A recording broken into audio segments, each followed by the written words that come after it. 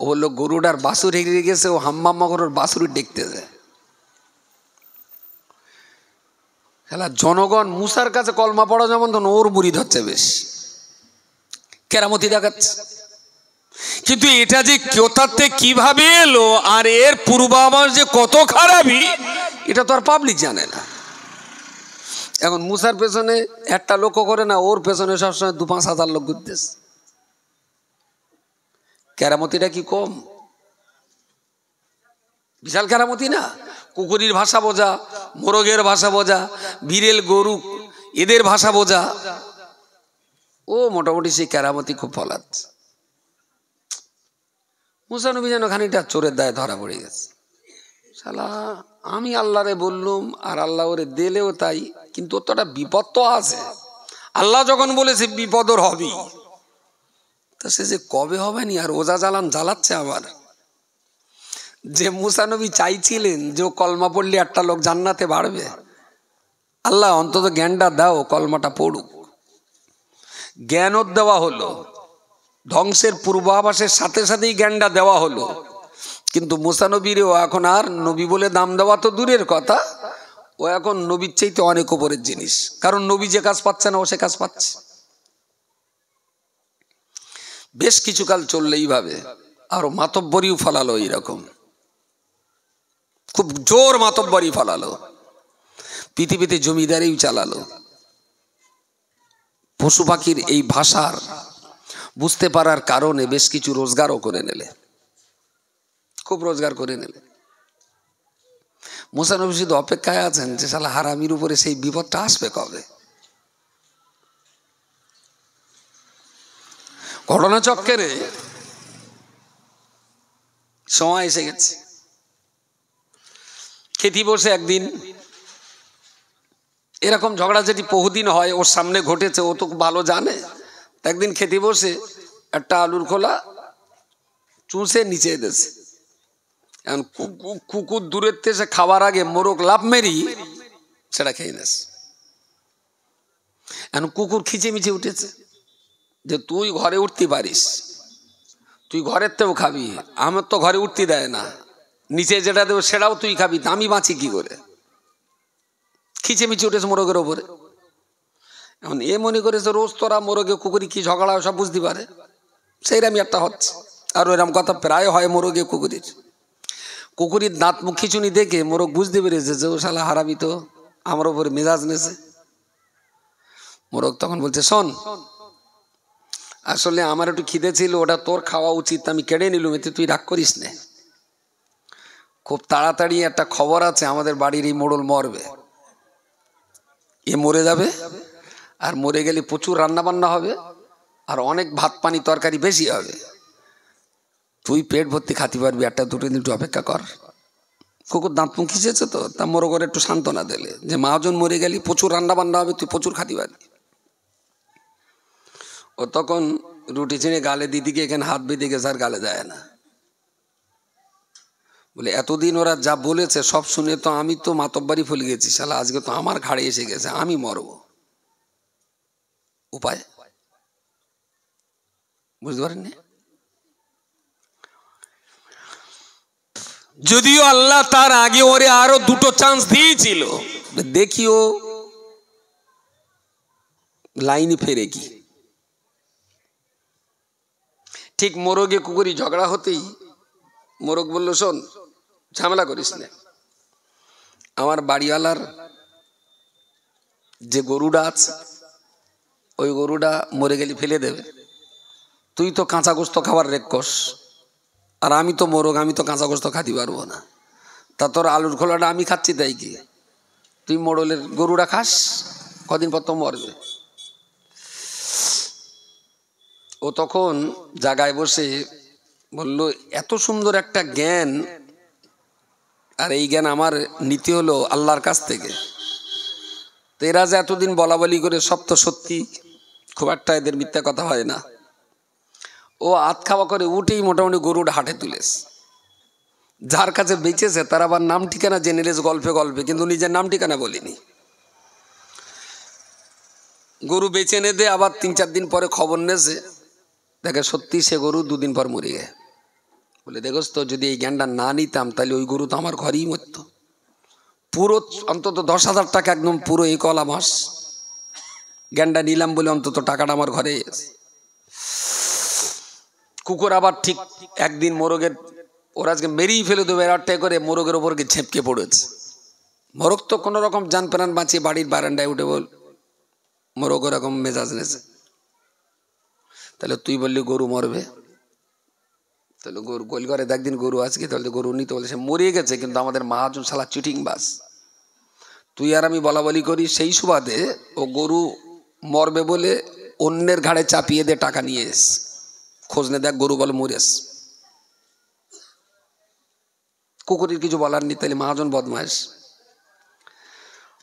পরে আবার একদিন ঠিক ওই রকম পরিবেশে মোরগ বলল, গরু গোস্ত তোর খাওয়া হয়নি, তবে আজকে খবর আছে মহাজনের গাধাটা মরবে, তুই খাতে পারবি, ঝামেলা করিস না। যথারীতি এ চিটিং বাস সেই গাধা আবার আরেকজনের কাছে বিক্রি করে এদের টাকা নিয়ে, যারা কিনছে তারা ঠকছে, তাই না? কোনোদিন যে ছাগল নিজে খেতে পারবেন না, কখনোই সেই ছাগল মার্কেটে বিক্রি করবেন না। হয়তো আপনার ছাগলটার কুকুরি কামড়েছে, কাটা সেরে গেছে, কিন্তু আপনার সন্দেহ আছে, তাই ছাগলটা নিজে বাড়ি কোরবানি দিলেন না, হাটে তুলে বিক্রি করে দিলেন। কঠিন গুনাহগার হবেন, কঠিন গুনাহগার হবেন। ওই পাপের বোঝা কিন্তু আপনাকেই বয়ে বেড়াতে হবে। আপনার নিয়ত ভালো না, প্রয়োজনে সেবার কোরবানি নাই বা করুন, কিন্তু সেটা অন্যের ঘাড়ে চাপিয়ে দেবেন না কখনো। এটা পৃথিবীর কেউ না জানুক, মহাজন তিনি তো জানবেন, ধরা পড়ে যাবেন সময় মতো। গরুর কথা গেল, গাধার কথা গেল, কুকুরির তো খাওয়া হচ্ছে না, যা হচ্ছে পদ্মে পদ্মে যাচ্ছে। যেই বলেছে যে দেখ তোর গরু মরার কথা বলিলাম, গরুর গোস্ত তোর খাওয়া হয়নি, তোর গাধার মরার কথা বলেছিলাম, সে গোস্ত তোর খাওয়া হয়নি, আমাদের মহাজন বেঁচে দিয়েছে, কিন্তু আজকে চূড়ান্ত খবর আছে মহাজন মরবে। আর এই জিনিস তো আর বিক্রি করতে পারবে না, ও আর কার কাছে বিক্রি হবে, কেডা ওর কেনবে? আর মহাজন মরে গেলে লোক কুটুম প্রচুর আসবে, তরকারি ভাত বেশি হবে, তোর খাওয়া অনিবার্য। এবার কোন হাটে তুলবে? গাধার তো হাট আছে, গরুর তো হাট আছে, মানুষের একেবারেই অবাস দেহ নিয়ে একেবারে ছুটে গিয়ে মুসা নবীর পায়ে ধরে কান্নাত, সে কান্নাত থামে না। বলে কি ব্যাপার? না তোমার আল্লাহর বলো, আমার যে জ্ঞান দিয়েছে ও জ্ঞানটা যেন ফিরে গেলে। কিছু বলা যাচ্ছে? যে জ্ঞানটা পিড়াপিড়ি করে নিয়েছিল, সেই জ্ঞানটা মুসা নবীর পায়ে ধরে বলছে, জ্ঞানটা আল্লাহ বড়, আল্লাহ জানো, আল্লাহ জানো। এই জন্য বলেছিলাম সব জ্ঞান সবার জন্যই না, সব জ্ঞান। মুসা নবী বললেন, হ্যাঁ তুই তো কাঁদা জিনিস না, তুই তো আমার আল্লাহর সঙ্গে চ্যালেঞ্জ করা জিনিস, এত কাঁদছিস কেন, ব্যাপারটাকে একটু বল। তাহলে যে না তুমি বলো আমার জ্ঞান আল্লাহ ফিরিয়ে নেবে কিনা, তাহলে তুই বল, কারণটা দে, তারপর তো বলবো আল্লাহ রে। ও গরুর কথা বললো, গাদার কথা বললো, বললো আজকেই মোরগ বলে যা, সেই অবস্থায় ছুটে আইছি। বলে তোর যেদিন গরুর কথা বললো সেদিন আসিস নি কেন? তাহলে দেখো কেউ ইচ্ছা করে লস খায়, আমি সে বেচেতে টাকা নিলাম, গাদাও তাই করিস, তুই আজকে ও দুটোই যেরাম করি এটাও সেরাম কর, তাহলে যেন বুঝতে পেরেছি আমার খুব অন্যায় হয়ে গেছে। নবী তো মানুষের এত চালাকি, চতুরতা, এত চিটিংবাজি আর জোচ্চুরির পরেও মুসা নবীর মনে দয়া হলো, আল্লাহর কাছে আবার গেলেন যে আল্লাহ সে জন্তু ধরা পড়ে গেছে, মাল একদম ফুললি টাইট, ও এখন খুব কাঁদা করছে, ওর এই জ্ঞানটা ফেরত নিতে হবে। আমার আল্লাহ পাক রব্বুল আলামিন নবী মুসাকে ধমক দিয়ে বললেন, ও নবী মুসা শোনো শোনো, ওই বান্দার জ্ঞান ফিরিয়ে নিয়ে ওই বান্দার তওবা কবুল করে আবার স্বাভাবিক জমানায় তার ফিরিয়ে আনতে হবে, স্বাভাবিক জীবনে লোকটা ফিরিয়ে আনবে। এই দাবি তুমি যদি দ্বিতীয়বার আমার কাছে করো, নবুয়তের খাতা থেকে তোমার নামটা বাদ চলে যাবে। আল্লাহ খুব সহজে ধমকান না। আল্লাহ ধমকানি চমকানি খুব সহজে আসে না। আল্লাহ আমাদের তো এক ধৈর্য দিয়েছেন। কেউ 5 মিনিট ধৈর্য ধরে, কেউ 5 ঘন্টা, কেউ 5 দিন, কেউ 5 বছর, আবার কেউ বা সারা জীবন সবর ইখতিয়ার করেন। কিন্তু আস্তে কথা বললে ভাই, আস্তে বল। কিন্তু তাম দুনিয়ার মানুষকে আল্লাহ যত সবর দিয়েছেন তার চেয়ে তো আমার আল্লাহর সবর তো অনেক বেশি। আল্লাহ মানুষকে সহজে ধমকানি চমকানি দেন না, খুব ধৈর্য ধরে, খুব ধৈর্যের সঙ্গে আল্লাহ দেখেন মানুষ ভালো পথে ফিরে আসুক। ভাবা যায়? এটা একটুখানি রেখে দেন। আর একটা কথা একটু বলে নি মওকা মতো। রাসূল পাক সাল্লাল্লাহু আলাইহি ওয়াসাল্লাম একদিন বসে আছেন, আরেকজন সাহাবী হতচকিত হয়ে মজলিসে ছুটে এসে বলছেন, ইয়া রাসূলুল্লাহ, আমি আজকে একটা খুশির খবর দেবো আপনার। আর এই খুশির খবরটা শুনে আপনারও বিশাল আনন্দ হবে, আর যত লোক বসে আছে এরা সবাই খুব আনন্দ পাবে। বলছেন, বলো তুমি কি খবর দেবে? বললেন, হুজুর, আমরা একসঙ্গে একটা সফরে গিয়েছিলাম, কিছু মালপত্র কিনে এক্সপোর্ট ইম্পোর্টের ব্যবসা আমরা করি, একসঙ্গে সফরে গিয়েছিলাম। তো সফর যখন হয় 20-50 জন, 100 লোকের উঠ থাকে, 100 মহাজন লোকজন থাকে যায়। বললাম আমরা একটা জায়গায় গিয়ে বিশ্রাম করছিলাম। এখন যথারীতি আমরা ওখানে গোসল করে খাওয়া দাওয়া করে বিরাম বিশ্রাম করে আবার আমরা বেরিয়ে গেছি। একটা লোক আমাদের দল ছাড়া হয়ে সে ঘুমিয়েছিল। সে আমাদের দলের ওখান থেকে যেতে পারিনি। পরে যে তার সঙ্গে আমরা সাক্ষাৎ করে শুনলাম আশ্চর্যজনক ঘটনা। বললেন, কি শুনলে? বলে, আমরা শুনলাম ওই লোকটা ওখানে ছিল, আমরা তো চলে গেছি, ও একা ঘুমাচ্ছিল। ও ঘুম ভেঙে উঠে দেখে আমরাও নেই, ওর সে উটটাও নেই, কিন্তু ওর উটটা আমরা নেইনি। যার উট সেই নিয়ে গেছে, ওর উট ওখানে ছিল, দড়ি খুলে কোথায় চলে গেছে। এখন ওই লোকটা হতাশ হয়ে গেছে। ওর যা মালপত্র বিদেশে বেচবে সেগুলো উটের পিঠে, ও যে নিজে খাবে সে খাবারটাও সেই উটের পিঠে ঝুলছে, ওর যে পানির পাত্র সেটাও সেই উটের পিঠে, ওর কাছে আর কিচ্ছু নেই। ঘুম ভেঙে উঠে দেখে উট নেই, মানে সর্বহারা। ইয়া রাসূলুল্লাহ, লোকটা খুব হতাশগ্রস্ত, এই উটটা খুঁজতে পারলো। সন্ধ্যা পর্যন্ত খুঁজে পাইনি। যতদূর গিয়েছে সেখানে রাত কাটিয়ে নিয়েছে, কোনো মানুষজনের সন্ধান পায়নি। ও যেতে যেতে মরুভূমির পথ ভুলে গেছে, কোথা থেকে কোথায় গেছে, ও নিজেও পথ হারিয়ে ফেলেছে। আর মরুভূমির মাঝখানে যদি একবার দিক লেগে যায় কেউ জায়গায় ফিরতে পারবে না।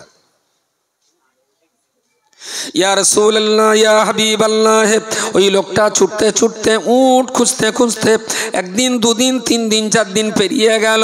মরুভূমির কিছু সবজি ঘাস দুটো এক জায়গায় যেটা পেয়েছে ওইটাই চিবিয়ে চিবিয়ে কোনো রকমে গলাটা ভিজিয়ে ভিজিয়ে আবার লোকটা অনেক রাস্তা হাঁটতে হাঁটতে ঠিক যে জায়গাটায় শুয়েছিল, আমরা যেখানে বিশ্রাম করেছিলাম, 2-3 দিন পরেতে লোকটা আবার সেই জায়গাটায় ফিরে আসতে পেরেছে।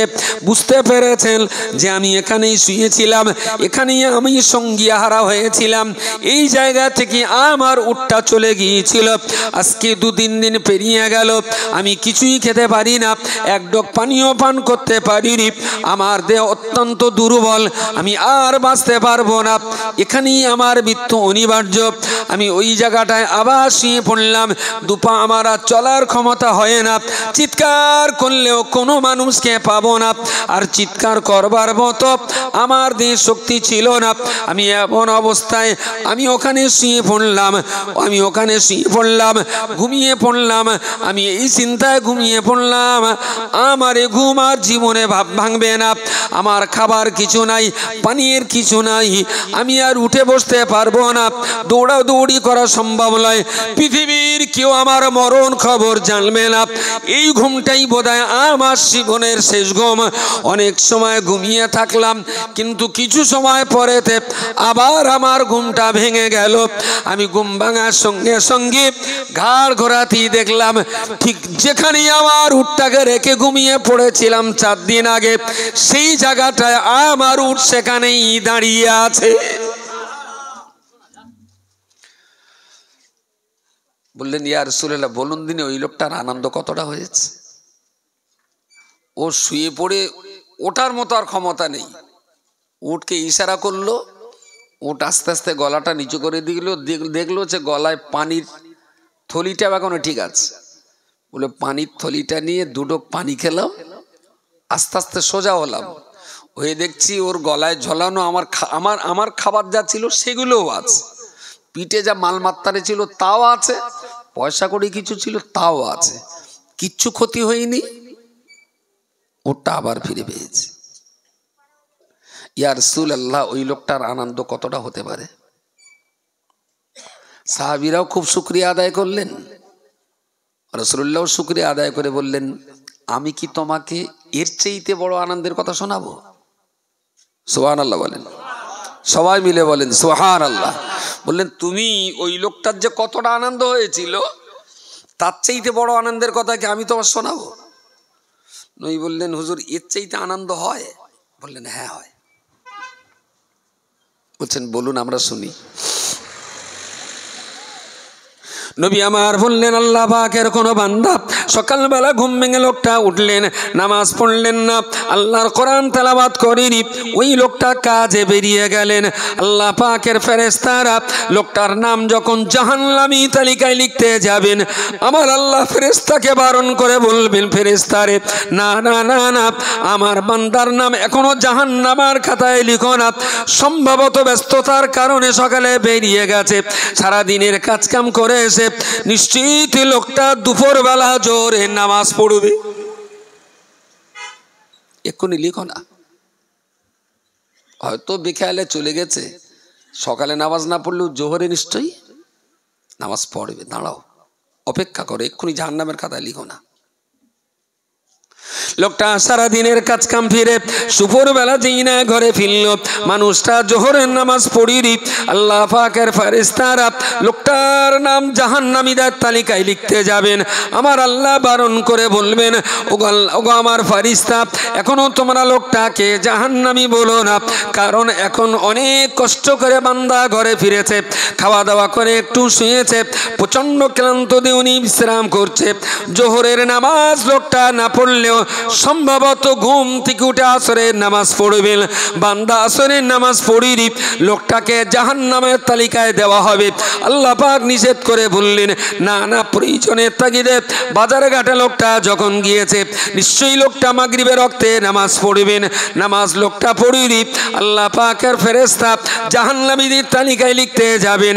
আল্লাহ তখনও বারণ করে বলবেন, বান্দা ফেরেশতা অপেক্ষা করো, আমি আল্লাহ আশা করছি মাগরিবের নামাজ পড়িনি মানে নিশ্চিত লোকটা রাত্রিবেলা ঘরে ফিরে এশার নামাজ পড়ে কোরআন তেলাওয়াত করে তবে শুয়ে পড়বে। লোকটা এশার নামাজ পড়িনি, আল্লাহর কোরআন তেলাওয়াত করিনি, আল্লাহ পাক রব্বুল আলামিন তখনও পর্যন্ত ফেরেশতাদের বারণ করে বলবেন, আমার বান্দাটাকে এখনো তোমরা জাহান্নামের তালিকায় দিও না। সম্ভবত ঘুম থেকে উঠে বোধহয় লোকটা ফজরের ওয়াক্তে আবার নামাজটা পড়ে নেবেন। প্রতি ওয়াক্তে ওয়াক্তে, প্রতি মুহূর্তে মুহূর্তে, প্রতি সেকেন্ডে সেকেন্ডে আমার আল্লাহ লোকটার জন্য অপেক্ষা করতে থাকেন। আজকে কলমা পড়িনি, সম্ভবত কালকে বোধহয় লোকটা কলমা পড়বে। আজকে কোরআন পড়িনি, সম্ভবত আগামীকাল কোরআন পড়ে নেবে। আজকে নামাজ পড়িনি, সম্ভবত কালকে লোকটা নামাজি হয়ে যাবে। এই অপেক্ষা করতে করতে আমার আল্লাহ প্রতিদিন, প্রতি সেকেন্ডে, প্রতি মুহূর্তে আমার আল্লাহ অপেক্ষা করেন। বান্দা নামাজ পড়িনি, বান্দা রোজা করিনি, চুরি করেছে, ডাকাতি করেছে, মদ খেয়েছে, গোনার কাজ করেছে, এমন ভাবে যেতে যেতে 30 30, 40, 50 বছর পেরিয়ে গেল। আমার আল্লাহ প্রতিদিন, প্রতি সেকেন্ডে, প্রতি মুহূর্তে মুহূর্তে ওই বান্দা কবে ফিরে আসবে আমার আল্লাহ তার অপেক্ষা করতে থাকেন। 50 বছর পরেতে ওই বান্দা যখন নামাজি মুসল্লি হয়ে গেল, তওবা পড়ে নিলেন, নামাজ পড়া ধরলেন, আল্লাহর কোরআন পড়া শিখলেন, আমার আল্লাহ পাক রব্বুল আলামিন ওই বান্দাটাকে রহমতের কোলে জায়গা দিয়ে ফেরেশতাদের বলতে থাকেন, ওগো আমার ফেরেশতা বলো বলো, আমি না তোমাদের বারবার করে বলেছিলাম আমার বান্দার নামটা জাহান্নামীদের তালিকায় লিখো না। যে বান্দাকে বড় শখ করে তৈরি করেছি, বড় আদর করে আমার বান্দাকে সৃষ্টি করেছি, আর আমার বান্দার নাম জাহান্নামীদের তালিকায় লিখে দেবে, এটা আমি আল্লাহ সহ্য করতে পারি না।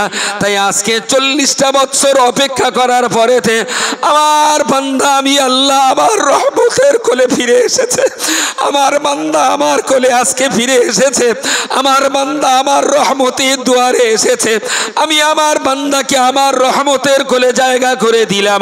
রাসূল পাক সাল্লাল্লাহু আলাইহি ওয়াসাল্লাম সাহাবীদের দিকে লক্ষ্য করে বললেন, সাহাবী, উট হারিয়ে যাওয়ার পরেতে 4 দিন পরে সেই উট ফিরে আসার কারণে উটের মালিক যত না আনন্দ পায়, আমার আল্লাহ পাকের দরবার থেকে হারিয়ে যাওয়া পাপী পাপিষ্ঠ বান্দাটার জন্য আমার আল্লাহ পাক 40-50 বছর ধরে অপেক্ষা করেন। হারিয়ে যাওয়া উটটা মালিকের কাছে ফিরে আসার কারণে মালিক যতটা আনন্দ পান, আল্লাহ দরবার থেকে হারিয়ে যাওয়া বান্দাটা আল্লাহর শাহী দরবারে ফিরে আসার কারণে আমার আল্লাহ পাক রব্বুল আলামিন উটের মালিকের চেয়েও আমার আল্লাহ কোটি কোটি গুণ বেশি আনন্দিত হয়ে যান। জোরে সোরে বলুন সুবহানাল্লাহ। কিন্তু খুবই দুর্ভাগ্য এই জাতির জন্য, এরা আল্লাহর সবর, আল্লাহর ধৈর্য এরা বুঝতে চায় না। এরা বুঝতে চায় না। এরা অনেকেই ভাবে এই করতে করতেই বোধহয় আমি জান্নাতে চলে যাব। সেটা তো সম্ভব হবে না। আল্লাহ এতটাই সবর, এতটাই ধৈর্যের সঙ্গে, এতটা সবরের সঙ্গে একটা মানুষ যাতে জাহান্নামী না হয়, আল্লাহ মরণ পর্যন্ত সবর করেন। কখনো আল্লাহ বান্দার সঙ্গে শক্তি প্রদর্শন করতে চান না। আল্লাহ তো জানেন বান্দা আমার সঙ্গে পারবে না, তো কেন আমি তার সঙ্গে শক্তির চ্যালেঞ্জ করতে যাব? দেখি আজকে ফিরিনি, হয়তো কালকে ফিরিনি। দেখি আজকে হয়তো ভালো হয়নি, কালকে হবে। ভবিষ্যতের খবর কি আল্লাহ জানেন না? ভবিষ্যতের খবর, ভবিষ্যতের খবর আল্লাহ সব জানেন। তারপরেও আল্লাহ সবর ইখতিয়ার করেন। আল্লাহ সহজে কখনো তার গোলাম, তার বান্দা, তার চাকর, তার দাসকে হমকে ধমকানি আর চমকানি দেন না।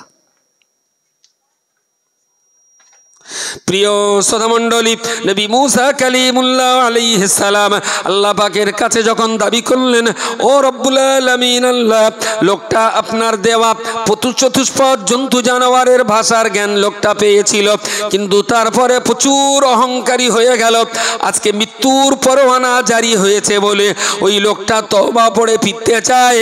আমার আল্লাহ বলে দিলেন, নবী মুসা, তুমি ওকে বলে দাও ওর তওবার দরজা আমি আল্লাহ বন্ধ করে দিয়েছি, ওর কোনো তওবা আমার কাছে আর গ্রহণ করা হবে না। দ্বিতীয়বার যদি তুমি ওর জন্য আমার কাছে দাবি করবে, নবুয়তের তালিকা থেকে তোমার নামটা বাদ যাবে। ওই বেঈমান বিশ্বাসঘাতকের তওবা আমি আল্লাহর শাহী দরবারে কখনো কবুল হবে না। কারণ ওই ক্ষমতা পাওয়ার পরেতে ও মুসা, সে তো তোমাকে ছোট জ্ঞান করেছে। ওই ক্ষমতা পাওয়ার কারণে ও নবী মুসা, সে তো তোমার চেয়ে নিজেকে অনেক বড় অহংকারী সেজেছে। সুতরাং আমার পাঠানো নবীর সঙ্গেও গাদ্দারি করছে আমার কাছ থেকে নেওয়া জ্ঞান নিয়ে। ওর কোনো ক্ষমা নেই, ওর ক্ষমার দরজা বন্ধ, ওর তওবার দরজা শেষ।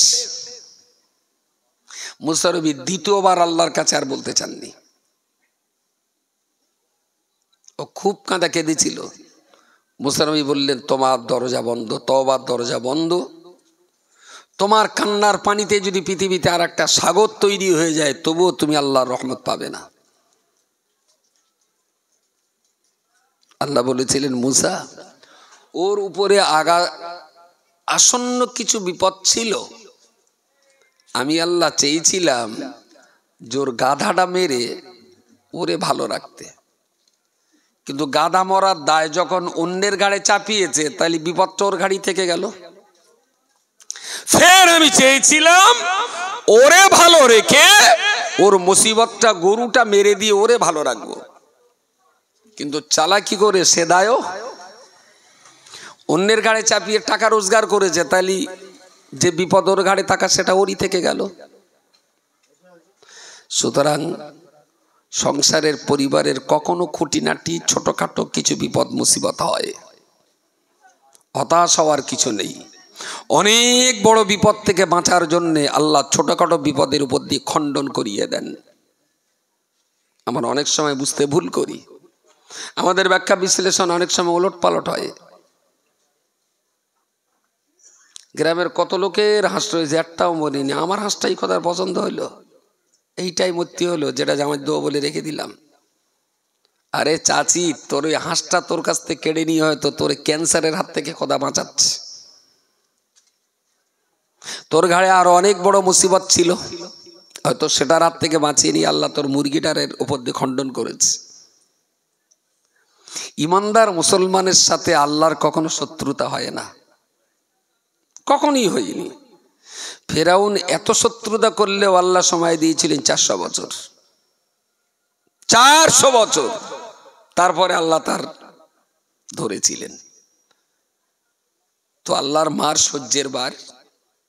তবে আল্লাহ চান, বান্দাকে সৃষ্টি করেছি, বান্দা আমার কথা শুনে আমার জান্নাতেই যাক। আল্লাহর ইচ্ছা না বান্দার জাহান্নামে পাঠাবার। আমরা ছোট কথা বলেন দিন দেখি, জাহান্নামের যে শাস্তি, সে শাস্তি সব তো আমরা পড়িনি, যতটুকু পড়েছি সে যদি পাবলিকের কাছে বলা হয় না, ও শুনিছি আল্লাহর এত দয়া অত দয়া, আল্লাহ যদি এত দয়া থাকে তা সেই আল্লাহ এরকম জাহান্নামে পড়াতে পারে? তুই দে, বাদ দে, সব যা কপালে আসতাই হবে। মানুষ বেদিন হয়ে যাবে, দিন হারা হয়ে যাবে।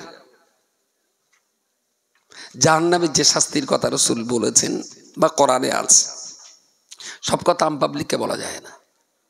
মানুষ না নিরাশ হয়ে যাবে, হতাশ হয়ে যাবে। আবার আল্লাহ পাকের যে দয়া আছে, ক্ষমা আছে, মায়া আছে, সেটাও সব বলা যাবে না। বললি এরা বেপরোয়া হয়ে যায়, ও মাতিন যা বলে গেছে না, আল্লাহ যা ক্ষমা করার কথা শুনেছি, ও যতই চুল্লু খায় আর দৌড় ঠেলি, ও আল্লাহর দয়া ঠিক পার হয়ে যাও, বেপরোয়া হয়ে যাবে মানুষ। সুতরাং দয়া, ক্ষমা, মায়া যতটাই বুঝতে হবে ততটাই বুঝতে হবে আল্লাহর শাস্তি। নব্বি ইবাদি আন্নী আনাল গফুরুর রহিম ওয়া আন্না আযাবি হুয়াল আযাবুল আলিম। এদিকে 50 কিলো থাকবে আমার ভিতরে আল্লাহর দয়া, মায়া, ক্ষমা পাবার আশা, আর এদিকেও 50 কিলো ভারী থাকবে আল্লাহর কঠিন শাস্তি, জাহান্নামে পড়ার ভয়। এটাও যদি 50 কিলো থাকে, সেটাও 50 কিলো থাকবে। দুই দিকে 50 কিলো টানে, তবে আমার ইমানটা সোজা থাকবে। আর আল্লাহর প্রতি আশা আছে 51 কিলো, আর জাহান্নামের আযাবে পড়ার ভয় আছে 49 কিলো। তার মানে আপনার ইমান টলে যাবে, আপনি নিজেকে ঠিক জায়গায় রাখতে পারবেন না। একেবারেই 1 গ্রামও নয়, এদিকে 1 গ্রাম কম, এদিকে বেশি, এদিকে কম আর এদিকে বেশি। আল্লাহর ক্ষমা পাওয়ার আশা আর আল্লাহর জাহান্নামে পড়ার ভয়, আল্লাহর শাস্তি এবং দয়া একদম কাঁটায় কাঁটায় যারা সমান রেখেছেন, তারা আল্লাহকে আরো চেনার চেষ্টা করুক। রহমত যদি একটা পড়তে হয়, খোদার শাস্তিও একটা পড়া লাগবে আপনার। যারা শুধু আল্লাহর রহমতের আশা করে, শাস্তি জানে না, ওরাও বিপদগ্রস্ত হবে। যারা আল্লাহর শুধু শাস্তিটাই জেনেছে, রহমতটা বোঝে না, ওরাও বিপদগ্রস্ত হবে। নব্বি ইবাদি আন্নী আনাল গফুরুর রহিম ওয়া আন্না আযাবি হুয়াল আযাবুল আলিম। ইয়া রাসূলুল্লাহ, আমার বান্দাদেরকে আপনি বলে দিন, আন্নী আনাল গফুরুর রহিম, নিশ্চয়ই আমি আল্লাহ পাহাড় পাহাড় পাহাড় পরিমাণ গুনাহ হলেও বান্দাকে ক্ষমা করে দেওয়ার ক্ষমতা, বান্দা যত গুনাহই করুক না কেন বান্দার সমস্ত গুনাহ ক্ষমা করে দেওয়ার ক্ষমতা আমি আল্লাহ আমার আছে। বলুন সুবহানাল্লাহ। পরেই বললেন ওয়ান্না আযাবি ওয়াল আযাবুল আলীম, আমার আযাব, আমার শাস্তি, আমার গজব পৃথিবীর মানুষ কখনো কল্পনাও করতে পারে না। আমার যে শাস্তি, এই শাস্তি মানুষ কখনো কল্পনাও করতে পারে না। এটা স্বাভাবিকভাবে ধরুন,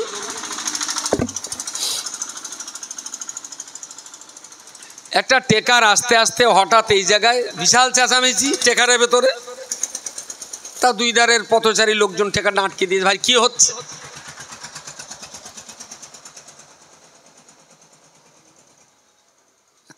বীজ দেখেছেন কিরকম? আমি বলে নৌকা যাচ্ছে নাকি সাগরের মধ্যে? 20 লোকের লোড নেই, কি ধরনের লোডও? যাক, আল্লাহ যেন ভালোভাবে পৌঁছে দেয়। এখন দেখে একটা লোকের পকেটে হাতাচারে দুইভাবে ধরে ফেলেছে, একটা লোক একজনের পকেটে হাত দিয়েছে আর সেইভাবে ধরে ফেলেছে। আচ্ছা, যার পকেটে হাত দিয়েছে সে আর মারার চান্স পাবে? এই গ্রামের মার্কেটের লোক যখন গোল করে ঘিরে ফেলবে, যার টাকাটা নে চলে সে কি দুটো মারার লাইন পাবে? আর পুরো খোর্দ গাঁড়াকপি জরুলির চ্যাংড়া ছেলে তো মার্কেটে কিছু থাকে, উৎপাত সংঘের সদস্য, ওদের একটা কমিটি আছে, উৎপাত কমিটি, চারিদিক থেকে ধরে তো মার, নাকে মুখে কিলোতে কিলোতে একটা টাইমে ঘাটি মেয়ে পড়ে গেছে, নাকতে রক্ত বেরোচ্ছে। এইবারে দয়ার সাগররা ছুটে আসবে, নাইট পকেট মেরেছে তাই বলে এত মার? তুই মেরেছি বলে না না, রবিল ঠেঙা চাই, রবিল তুই মেরিস বলতে না না আমি একটা মেরুন, সে বক্কারের পিঠি পড়লো। ওরে কেনা মেরেস কেউ স্বীকার করবে? আর যারাই বলছিল মার মার, তারাই বলে এবার পানি এনে মাথায় দেবে, কেউ একটু দুধ এনে গালে দেবে, কেউ বলে দেয় আরে কার বউ কার বাচ্চা, এদের একটুখানি চল কোন হসপিটালে। যারাই ঠেঙিয়েছে এই গাঁড়া কবির লোক বলে আবার সঙ্গে করে হসপিটালে নিয়ে যাবে না, মৃত্যুটা বলে কেউ দেখতে পারে না, কষ্ট হাত পা কাছাকাছি, কেডা মেরেজ তার ব্যবস্থা হবে, চল আগে লোকটাকে সুস্থ করে নেই। তাহলে যখন মারছিল সেও গাঁড়া কবির লোক মেরেছে, যখন গালে পানি দিচ্ছে সেও গাঁড়া কবির লোক, দুধ দিচ্ছে সেই গাঁড়া কবির লোক, ডাক্তারখানে নিয়ে গেল আবার তারাই। তাহলে একটা টাইমে মেজাজ বিরাট কড়া হয়েছিল, 2-4টে চট চাপড় দিয়েছে, আবার একটা টাইমে তারাই বলো গালে দুধ দিচ্ছে, বোঝা যায়নি? আচ্ছা, জাহান্নামে দেওয়ার পরে আল্লাহর কি কারোর দয়া হবে যে একটু বের করে দুটো পানি খাইয়ে আবার ঢোকাই?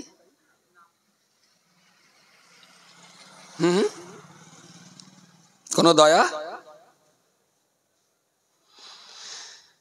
সেদিন যদি আল্লাহর নাম রহমান থাকবে তাহলে আপনি কিন্তু এই শাস্তি দিতে পারতেন না। সেদিন আল্লাহর নাম হবে কাহার, আল্লাহ নিষ্ঠুর, আল্লাহ দয়াবান থেকে কিন্তু জাহান্নামে শাস্তি দিতে পারতেন না। সেটাও তিনি বলে দিয়েছেন, সেদিন আমি কাহার হয়ে বিচার করব। এইবার হয়তো আপনার মনে হবে না, একটু নামাজ কালাম পড়িনি তাই বলি এত শাস্তি, হ্যাঁ তাই বলি এত শাস্তি, 2,48,00,000 বছর জাহান্নাম। আমি যদি ঘুরিয়ে বলি খালু তোর নামাজ পড়তে হবে না, নাকটার গাল্লা টিপে রাখ, গাল আর নাক যদি একসঙ্গে বন্ধ করে রাখা হয়, হ্যাঁ নাক আর গাল একসঙ্গে বন্ধ করে রাখলে কতক্ষণ টাইম? বড্ড জোর 3 মিনিট, খুব যদি জালি মাল হয় তাহলে 3 মিনিট যাবে, আর সাদা মাটা মাল হলি 45 সেকেন্ড থেকে হাত পা কাছাকাছি শুরু করে দেবে। আমি খালুকে আবার লাভাচ্ছিস? তাহলে না তুমি আমার গাল মুখ টিপে ধরেছো।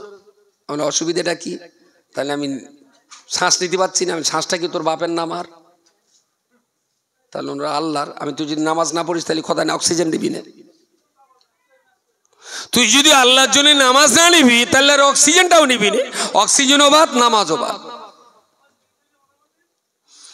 যদি বলে আমি আল্লাহর অক্সিজেন নিচ্ছি না, আমি আমার অক্সিজেন নিচ্ছি, আমি আল্লাহ টাল্লাহ মানি না, ওর সঙ্গে ঝগড়া করার কোনো লাইন একদম ছেড়ে দেবো। যা ভাই, ইমান যখন তার নেই তার সঙ্গে বিতর্ক করার, যার ইমান নেই তারা নামাজ পড়ার কথা বলার কোনো দরকার নেই। এমনি যদি ন্যাংট হয়ে বেড়ায় তাহলে আমি কি চুলকুনি বলতে যাবো যে তোমার আন্ডারপ্যান্ট ছেঁড়া? পুরো তো ন্যাংট, তাহলে আন্ডারপ্যান্ট ছেঁড়ার কথা বলে বেকার মুখ নষ্ট করার কোনো দরকার নেই। কিন্তু যদি তুই স্বীকার করিস যে আমার অক্সিজেনটা আল্লাহর দেওয়া, তাহলে তোর নামাজ পড়াই লাগবে। তুই 24 ঘন্টা অক্সিজেন নিবি, আর আল্লাহ বলেছে জোহরে 4 রাকাত, আসরে 4 রাকাত, মাগরিবে 3 রাকাত, এশায় 7 রাকাত। জোহরে 4, আসরে 4, 8, মাগরিবে 3, 11, আর এশায় 7, 11 7 কত? 18, আর ফজরে 2, 19। বাধ্যতামূলক নামাজ হলো 19 রাকাত, বাধ্যতামূলক পড়তেই হবে। বাকি সুন্নত আছে, না পড়লে গোনা হবে, তবে সুন্নত তরক করার যে গোনা, ওই গোনাতে জাহান্নামী হতে হবে না, কবরে কিছু শাস্তি হবে। সুন্নত তরকের গোনায় জাহান্নামী হতে হবে না, কবরে কিছু শাস্তি পেতে হবে। ওগুলো অন্যায়, তবে ছোট, একটু ছোট আকারের অন্যায়, শাস্তি আছে, তবে কবরে, জাহান্নামে না। নফল পড়লে সওয়াব, না পড়লে গোনা নেই। বাধ্যতামূলক করাকাত হয়েছে, বাধ্যতামূলক 24 ঘন্টায় পড়তে হবে করাকাত 19 রাকাত। আলাইহা 19। আল্লাহ বলেছেন জাহান্নামের দ্বাররক্ষী, জাহান্নামের দরওয়ানের সংখ্যা হলো 19। জাহান্নামের দরওয়ান 19 জন। এখন 24 ঘন্টা দিন রাত, তো 19 রাকাত নামাজ পড়তে খুব বেশি যদি হয় আধ ঘন্টা লাগুক, 1.5 মিনিট করে পার রাকাতে। এমনি তো চাপাটি পড়ে, ইন্না তাই না ভাগ করে 4 রাকাতে পড়ে। আমি এটা বড় জোর ধরে নিলাম, বললেন না একটু হিচুটিচি তো করতে হবে নাকি? আমি বলে আরে সম্বন্ধী, তুই কি নামাজ না পড়লি, যেদিন নামাজ পড়ে সেদিন কি সামনে রাখিস? বুঝতে পারেননি যে নামাজ পড়তে গেলে একটু পেশাব টেশাব ফিরে আসে, তারপর তো পড়তে হতো। পেশাব তো তোর এমনিও ফিরতে হবে, অমনিও ফিরতে হবে। যেদিনে নামাজ পড়িনি সেদিন নিশ্চয়ই গাড়াতে কি বন্ধ করা থাকে? তাহলে পেশাব তো সেদিনও ফিরিস, তাহলে ওটা নামাজের তো ধরবি কেন তুই? তাহলে 24 ঘন্টায় দিন রাতের ভিতরে 24 ঘন্টা তুমি অক্সিজেন নিচ্ছ, আর আল্লাহ চেয়েছে মাত্র 30 মিনিটে তুই 19 রাকাত নামাজটা অন্তত পড়। তারপরে তোর যখন মজা লেগে যাবে, তুই তখন নিজের টানে আবার সুন্নত পড়বি, নফলও পড়বি। আগে নামাজের মহব্বতটা তো হোক, তারপরে পড়বি, ভালো। কিন্তু বান্দা এই সুযোগগুলো এমনভাবেই নেয়, ও ভেবেছে আল্লাহ সে তো সেই হয়ে বন্ধ শুনতেছি, ছিল তো আল্লাহ একরকম, এতদিন নিশ্চয়ই বুড়ো টুড়ো হয়ে গেছে, আল্লাহ কি আগের মতন জন আছে? তারপরে মরে গেলেও যেতে পারে। মুসলমানের যা হাল অবস্থা দেখলি না, খানিটা এরকম মনে হয় যে আল্লাহ যে এখনো আছে, যেমন ছিলেন তেমনই আছেন, আর একই অবস্থাতেই অনন্ত অসীম কাল অবিনশ্বর হাইয়ুল লা ইয়ামুত, চিরঞ্জীবী তিনি একই অবস্থায় ছিলেন, আছেন এবং থাকবেন। এই বিশ্বাসটুকু যদি 16 আনাই ভিতরে থাকতো, তাহলে নিশ্চয়ই নামাজ নষ্ট করাটা সম্ভব হতো না। কিচ্ছু না করিস, অন্তত সারাটা দিন খোদার চোখ দিয়েছেন, সেই চোখ দিয়ে দেখেছি।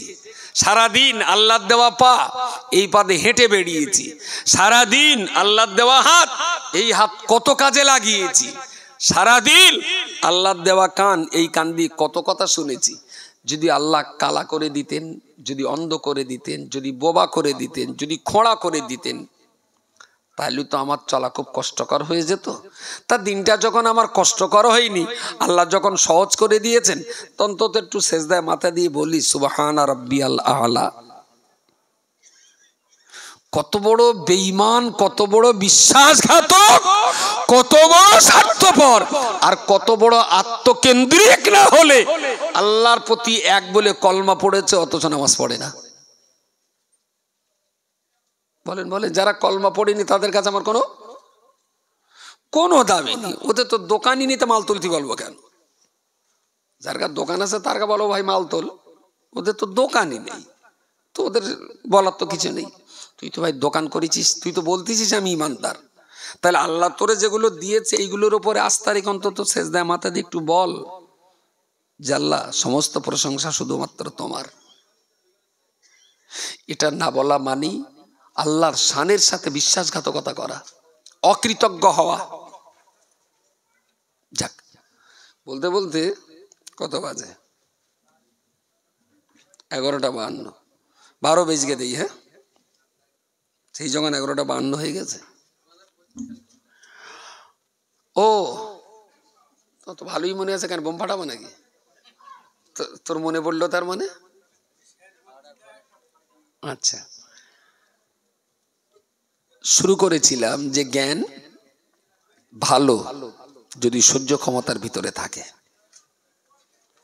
যেমন যোগ্যতা তেমন জ্ঞানের ভিত্তিতেই আমাদের জীবন পরিচালিত হওয়া উচিত।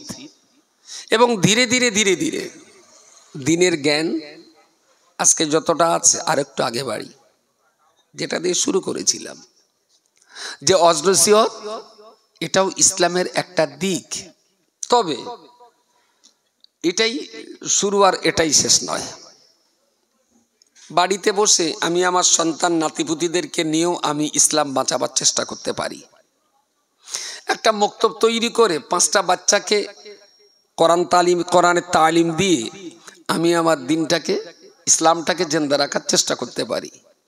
মসজিদের ইমাম আমি 5 ওয়াক্ত নামাজের পরেও 10 মিনিট করে মুসল্লিদেরকে নিয়ে আলিফ বা তার কিছু তালিম দিতে পারি। আমি যদি ক্ষমতা থাকে 2 কাঠা 5 কাঠার জমি কিনে বা নিজের জমিতেও একটা সুন্দর প্রতিষ্ঠান করে তার উপরেও আমি 10টা বাচ্চাকে কোরআনের হাফেজ বানাতে পারি, 2টো বাচ্চাকে কোরআনের তালিম দিতে পারি, 5 জনকে নামাজের মসলা মাসাইল শিক্ষা দিতে পারি। এইভাবেই কিন্তু 1400 বছর ধরে ইসলাম এ পর্যন্ত এসেছে। অবশ্য তার পিছনে অনেক মেহনত, অনেক অর্থ, অনেক জীবন, অনেক রক্তের স্রোত আছে। আমরা যখন থেকে ইসলাম পেয়েছি তখন থেকে দেখলাম এর জন্য বিরাট জীবন দিতে হয়নি, এর জন্য বিরাট রক্ত দিতে হয়নি। খুব বেশি বেশি আমরা 2টো জিনিস দিয়েছি, একটু সময় আর একটু পয়সা, তাই না? আমার জন্মই, আমার এই 50 বছর বয়স, তো গত 50 বছর থেকে এই পর্যন্ত এমন প্রয়োজন হয়নি যে ইসলামের জন্য 10টা লোকের জীবন দিতে হবে। এমন প্রয়োজন হয়নি যে লড়াই সংগ্রাম করে 10টা মুসলমানের রক্তক্ষরণ হয়েছে। প্রয়োজন কি হয়েছে দিনের জন্য? কখন একটু অর্থের প্রয়োজন হয়েছে, কখন একটু সময়ের প্রয়োজন হয়েছে। এই ছাড়া ইসলামের জন্য আমাদের আর কিছু দিতে হয়নি। অল ইন্ডিয়া সুন্নাত ওয়াল জামাত আপনাদের দেওয়া সেই সময় আর সেই অর্থটুকু কাজে লাগিয়ে আমরা তিল তিল করে চেষ্টা করছি এই সমাজটার হক আদায় করা। সমাজ অনেক কিছু দিয়েছে আমাদের, আমরা চেষ্টা করছি সমাজের সেই ঋণটাকে পরিশোধ করবার। কি সেই ঋণ?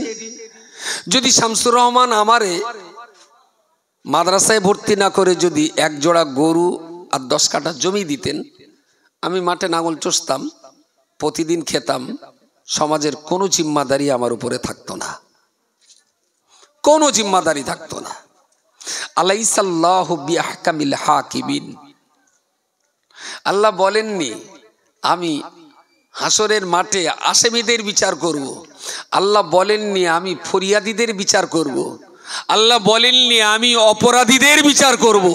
আল্লাহ বলেননি আমি বিচারার্থীদের বিচার করব।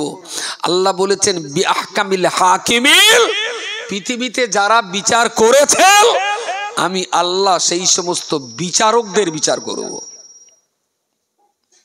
এইটা আজকে বাড়িতে যে 10 মিনিট ভাববেন। আল্লাহ বলেছেন বিআহকামিল হাকিমিন, আমি বিচারকদের বিচারক। তার মানে আপনি কি ছাড় পাচ্ছেন বলে মনে হয়? ছাড়? সমাজে কিন্তু সবাই বিচারক, স্থানকাল পাত্র ভেদে। শুধু বিচার করে না কারা, আমরা তাদেরকে পাগল বলি। পাগল। কিছু মানুষ আছে না সমাজে, এরকম শীতকালে তার গায়ে চাদর নেই, হয়তো একটা সোয়েটার দিলেন, সেটা আবার কলের পানিতে ভিজগে তাই গায়ে দিলে, এরম পাগলও আস। 10টা টাকা দিলেন, দূর করে ফেলে দিলে, একটা চা দিলেন, হয়তো বা খেলো, এরম পাগল আছে না সমাজে। এই সমাজের পাগল যারা আছে ওরা কারোর বিচার করে না। আমি আমার ছাত্রদের বিচার করি, আমি আমার সংগঠনের সদস্যদের বিচার করি, আমি মাদ্রাসার শিক্ষকদের ধমকাই, আমি আমার অফিস স্টাফের ধমকাই, আমার অফিস স্টাফ বাড়ি গিয়ে আবার ওর বউ ধমকানি দেয়, বউটা আবার বাচ্চাটার ধমকায়, বাচ্চাটা আবার বড় হয়ে একটা টাইমে ওর মাকেও কখনো ধমকায়। তাহলে বিচার কিন্তু পৃথিবীতে সবাই করে। কোরআনের এই আয়াত প্রমাণ করে শস্য দানা পরিমাণ আকল আল্লাহ যাকে দিয়েছেন, জ্ঞান বিবেক আল্লাহ যারে দিয়েছেন, এরা সবাই পৃথিবীতে বিচারক। আর এদের এই সমস্ত বিচারকদের বিচার করবেন আল্লাহ। আর সবচেয়ে বেশি বিপদে পড়তে হবে যে ছেলে শাসন করতে যে, মেয়ে শাসন করতে যে, সমাজ শাসন করতে যে, দেশ শাসন করতে যে, কোন শাসনে কত ভুল করেছি, নিজের পাপ তো আলাদা জায়গায় থাক, মোড়ল হয়ে যা বিচার করেছিলাম ওই বিচারের গ্যাটিস দিতে দিতে জীবনকালী। ফারুকে আজম হজরত ওমর নয়, সম্ভবত কথাটা হজরত আবু বকর রাদিয়াল্লাহু আনহুর, যে আল্লাহ যদি আমাকে মানুষ তৈরি না করে যদি ছাগল হিসাবে পৃথিবীতে পাঠাতেন, তাহলে আমার মহাজন কচি কচি ঘাস খাইয়ে আমাকে হিষ্টপুষ্ট করতেন, সময় আসলে জমিদার বড় লোকরা জবাই করে আমার গোস্ত খেয়ে ফেলতো, হাসরের মাঠে আল্লাহর কাছে আমার কোনো জবাব দিতে হতো না। হযরত ওমরের উক্তি। তা হযরত ওমরের মতো মানুষ যদি, ওমরের মতো মানুষ, যে ওমরের সম্পর্কে রাসূল বলেছেন আমি মুহাম্মদুর রাসূলুল্লাহ একটা মানুষকে পেয়েছিলাম যার অন্তর আর ঠোঁট একই কথা বলে, তার নাম হলো হযরত ওমর। সুবহানাল্লাহ, সুবহানাল্লাহ। যে ওমরের সম্পর্কে রাসূল বলেছেন যে আমার ওমর, আমার পরে তার কোনো নবী আসবে না, তবে আল্লাহ যদি কোনোদিন নবী পাঠাতেন, যদি আমার পরে আল্লাহ যদি নবী পাঠাতেন তো ওমরকে আল্লাহ নবুয়ত দান করতেন। সুবহানাল্লাহ। তাহলে ওমরের যোগ্যতা কি খুব কম ছিল বলে মনে হয়? সেই ওমরও বলেছেন আমি মানুষ না হয়ে যদি ছাগল হয়ে জন্ম নিতাম তাহলে আমার বোধহয় কৈফিয়ত দিতে হতো না। আমার অত দামি কথা আমার মাথায় আসে না, তবে এইটা আমার মাথায় আসে, বাপ যদি আমার মাদ্রাসায় না দে, যদি এড়ে গরু আর নাঙল কিনে দিত, মাঠে চাষবাস করে বউ বাচ্চা নিয়ে বাস করতাম খুব খোশ মেজাজেই, কারুর জবাবের জিম্মাদারি হতে হতো না। আজকে 29-30 হাজার বাচ্চার জিম্মাদারির কৈফিয়ত খোদা আমার কাছে চাবে, 750 টিচারের কৈফিয়ত খোদা আমার কাছে চাবে, 17,975টা অল ইন্ডিয়া সুন্নতুল জামাতের সদস্যদের কৈফিয়ত খোদা আমার কাছেও চাবে একদিন। এই কৈফিয়তের মহান বোঝা ঘাড়ে নিয়েও তো আমারও তো একটা ভয়, যদি এই দায়িত্ব যদি ঠিকঠাক পালন করতে না পারি তাহলে নিশ্চয়ই এর উপযুক্ত পাওনা হাসরের মাঠে আল্লাহর কাছ থেকে আমাকেও নিতে হয়। সেই জন্যে অল ইন্ডিয়া সুন্নাতুল জামাত যতটুকু পারে দিন রাত চেষ্টা করি জাতিটাকে যাতে ইসলামের উপরে টিকিয়ে রাখা যায়। মাদ্রাসা সিস্টেম তারই একটা অঙ্গ, মক্তব সিস্টেম তারই একটা অঙ্গ, ধর্মসভা তারই একটা অঙ্গ, বাচ্চা কাচ্চাদের এই এডুকেশন সিস্টেমের তরঙ্গ অনুষ্ঠান কম্পিটিশন এটা তারই একটা অঙ্গ। বাকি তাওয়াক্কালতু আলাল্লাহ, আল্লাহর উপরে ভরসা করে চলা ছাড়া আমাদের দ্বিতীয় কোনো রাস্তা সামনে খোলা নেই। যতদিন বেঁচে থাকি আল্লাহ যেন দেশ ও জাতির এই খিদমত করবার মতন তৌফিক, কুওয়াত এবং হিকমত আল্লাহ যেন আমাদের নসিবে কবুল করেন। বলুন আমিন। 2-3টে কথা ছোট্ট করে বলুন।